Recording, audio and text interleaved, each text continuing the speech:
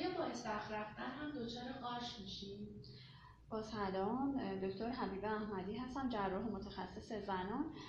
بله، با استخر رفتن خانم‌ها میپرسن که خب استخر آلوده بوده که ما دچار عفونت قارچی شدیم یا خیر؟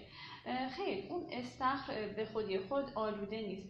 اون کلوری که توی آب استخر استفاده میشه با از بین بردن لاکتوباسیدهای مفید واژن، یعنی میکروب‌های مفیدی که تو واژن زندگی میکنن و pH اسیدی رو فراهم میکنن، اون کلور باعث از بین رفتن این باکتری‌های مفید میشه و کاهش این اسیدیته واژن باعث میشه که قارچ‌ها رشد بکنن و بیمار علامت دار بشه. خیلی خود استخر آلوده کننده نیست.